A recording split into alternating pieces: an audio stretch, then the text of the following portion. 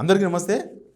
అసెంబ్లీలో లోపల మనకు టీవీ ఛానల్ లేకపోతే వాళ్ళు చూపించిన మీడియా అవి కాదు, చాలా విచిత్రమైన విషయాలు జరిగినాయి. అవేవి నాకు తెలిసి గవర్నమెంట్ ఆ వీడియోలో మనకు కనబడదు, టీవీ ఛానల్స్కి మీడియాకు అక్కడికి ఎంట్రీ ఉండదు. అక్కడ జరిగిన విషయాలు ఇవి.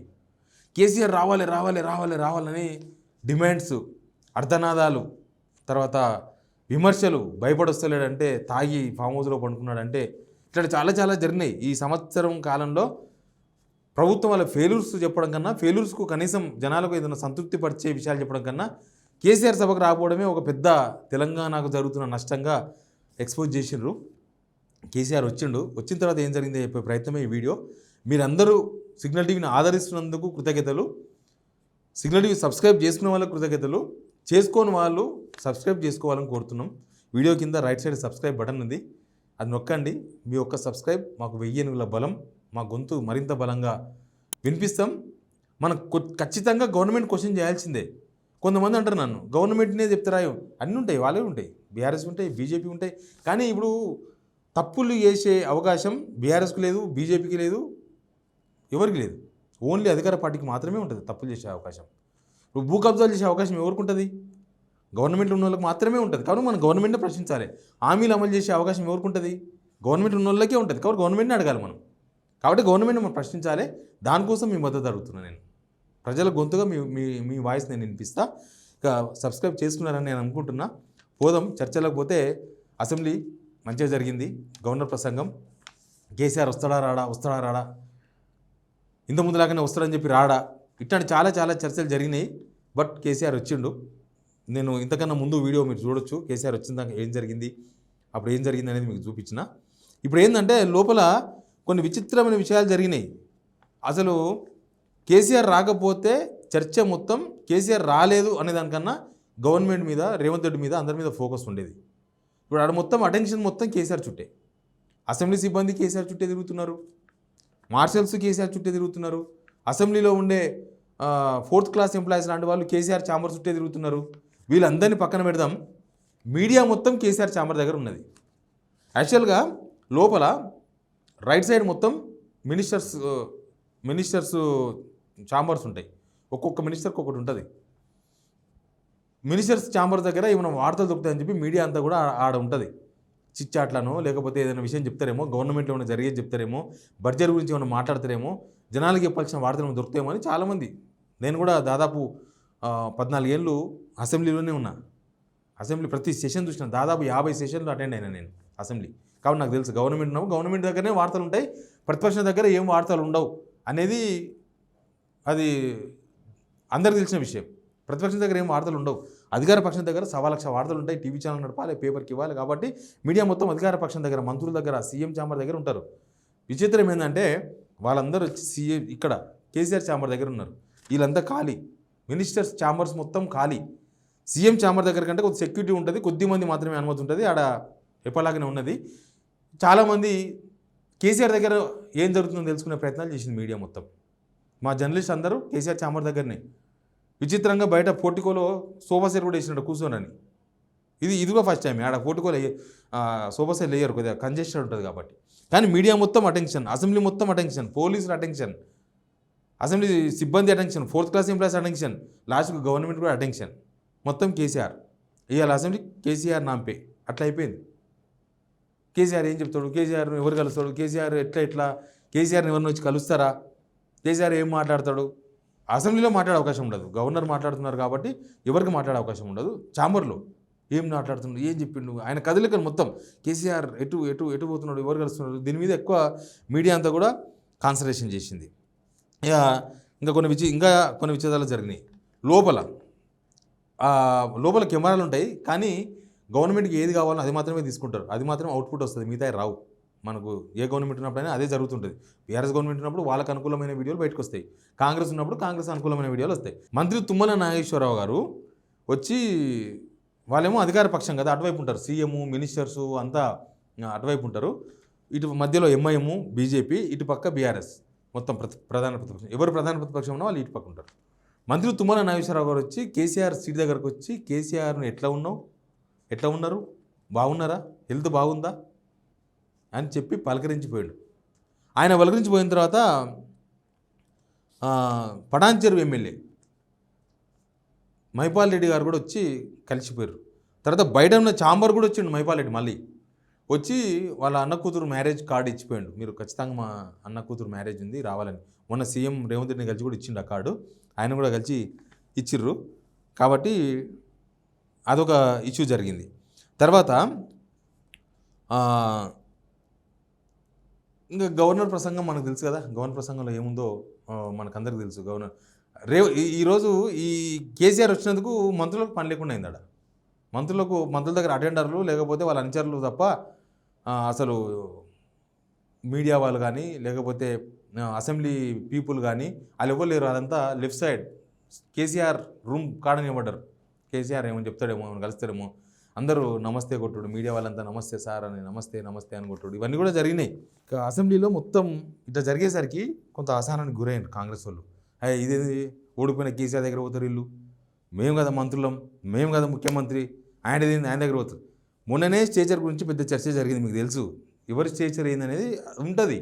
ఇప్పుడు ఇంకొక 100 జన్మలు ఎత్తినా రేవంత్ రెడ్డి అయితే ఉద్యమకారుడు కాలేడు కదా, ఓపెన్ కదా ఇది. ఎవరు అప్పుడు ఉద్యమంలో పాల్గొని ఎవరు మళ్ళీ ఉద్యమకారులు కాలేరు. తెలంగాణ ఉద్యమం ఈజ్ ఓవర్, తెలంగాణ వచ్చేసింది, అయిపోయా. ఆ స్టేచర్ ఉంటుంది కదా.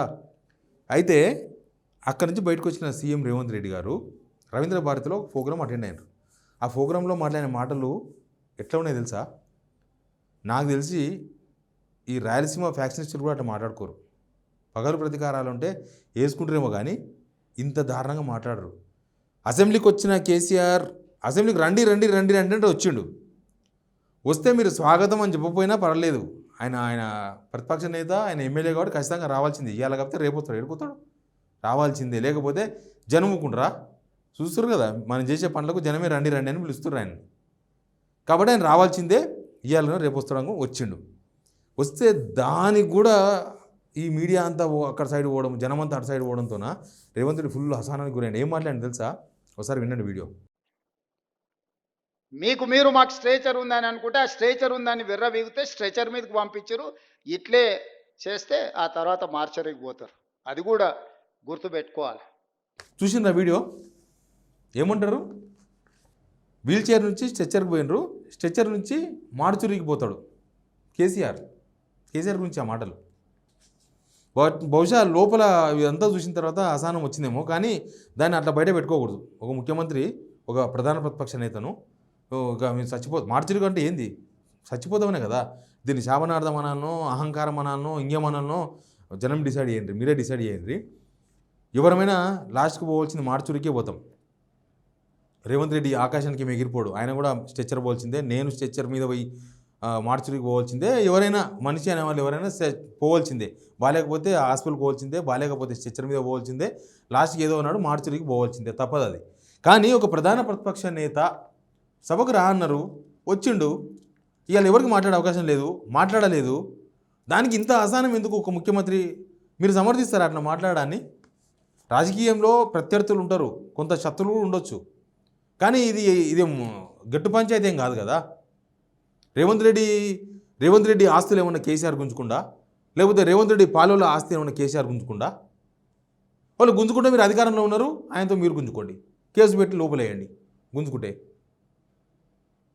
మేము ఓట్లేస్తే మీరు ముఖ్యమంత్రి అయినరు, మేము ఓట్లేస్తే ఆయన ముఖ్యమంత్రి అయ్యాడు, కేసీఆర్ ముఖ్యమంత్రి అయ్యాడు. కానీ శాపనార్థాలు ఏంది?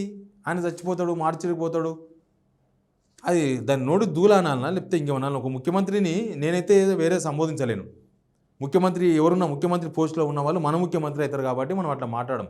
కానీ కేసీఆర్ కూడా వన్ ఆఫ్ ద ఎమ్మెల్యే, ప్రధాన ప్రతిపక్ష నేత. ఒక ఎమ్మెల్యే మీద ముఖ్యమంత్రి అట్లా మాట్లాడొచ్చా? ఆయన ఏం నోరు తెరవలేదు కదా, ఏం అనలే కదా, ఆయన ఏం అనలేదు. కేసీఆర్ ఏమన్నా రేవంత్ రెడ్డిని ఒక్క మాట అన్నాడా? నాకు తెలిసి ఇప్పటి వరకు ఈ 16 నెలల్లో కొన్ని మీటింగ్స్లో కొన్ని వీడియోస్ బయటకు వచ్చినాయి కేసీఆర్వి, లేకపోతే నిన్న కూడా మీటింగ్ జరిగింది తెలంగాణ భవన్లో. కానీ ఆయన రేవంత్ రెడ్డి అనే పేరే తీసుకోలేదు. బహుశా రేవంత్ రెడ్డికి అదే ఆసానమేమో, నా పేరే తీసుకుంటలేడు, నన్ను మనిషిగా గుర్తిస్తలేడు కాబట్టి నేను ఆయన చచ్చిపోవాలని కోరుకుంటున్నా అని చెప్తాడేమో. రేవంత్ రెడ్డిని ఎవరైనా అట్లా తిరుగుతా కూడా కొంతమంది తిరుగుతున్నారు, కొంతమంది పిచ్చిగా తిరుగుతున్నారు. సరే, వాళ్ళ ఆక్రోశం ఉండొచ్చు, కానీ ఒక ముఖ్యమంత్రిని వాళ్ళు కూడా అట్లా మాట్లాడాల్సిన అవసరం లేదు. అడగండి, డిమాండ్ చేయండి, ధర్నాలు చేయండి. మాకు రుణమాఫీ కాలేదు, ధర్నా చేయండి. కాకపోతే జనాన్ని ఎవరు కంట్రోల్ చేస్తారు? జనానికి ఆశ పెట్టింది కాబట్టి జనం తిడుతున్నారు అనుకుంటున్నాం మనం. ఇక జనం మిమ్మల్ని తిడుతున్నారని చెప్పేసి మీరు కేసీఆర్ తిడితే కేసీఆర్ ఏమన్నా జనాలను రెచ్చగొడుతుండా? మీరే అంటారు నేనే ఫామ్ హౌస్లో పండబెట్టేసిన, నేనే మొత్తం లాగ్ చేసేసిన, నేనే మొత్తం తాళం వేసేసిన, మొత్తం ఆయన రాజకీయ జీవితం శూన్యం చేసేసిన, ఇక కేసీఆర్ ఎవరు, కేసీఆర్ అయిపోయింది అని మీరే చెప్తారు. మళ్ళీ కేసీఆర్ అట్లా అని మీరే మాట్లాడతారు. ఈ మొత్తం ఎపిసోడ్ చూస్తే నాకు తెలిసి రేపు కేసీఆర్ అసెంబ్లీకి వస్తే వీళ్ళు తట్టుకోలేరు అనుకుంటున్నాను నేను. తట్టుకునే వాళ్ళైతే ఇట్లా మాట్లాడకూడదు. జనాలకు ఈజీగా అర్థమవుతుంది, మీ వీక్నెస్ అర్థమవుతుంది. కేసీఆర్ అసెంబ్లీకి వచ్చినందుకు మీరు అవసరమైతే స్వాగతించండి. వచ్చిండు, మా తడాకా చూపిస్తాం, కేసీఆర్ గవర్నమెంట్లో జరిగిన తప్పులు మొత్తం ఎత్తి చూపుతాం, కేసీఆర్ను చూడు ఏం చేస్తామని మాట్లాడండి, తప్పే ఉన్నది. ఎత్తి చూపండి, ఆయన గవర్నమెంట్లో జరిగిన తప్పులన్నీ మీరు ఎత్తి చూపే అవకాశం ఉంది అసెంబ్లీలో. చూపండి, మంచిదే కదా, జనాలకు తెలుస్తుంది కదా. మాలాంటి కూడా మాట్లాడతాం కదా, మీరు మాట్లాడితే, మీరు ఎత్తి చూపితే మేము మాట్లాడమా? కానీ చచ్చిపోవాలి, మార్చురికి పోవాలి, ఇంకా ఈ లాంగ్వేజ్ను మనం తెలంగాణ ప్రజలు స్వాగతిస్తారా? ఒక ముఖ్యమంత్రి అట్లా మాట్లాడితే ఆ ముఖ్యమంత్రి కుర్చీ కన్నా వాల్యూ ఇవ్వాలి కదా మనం.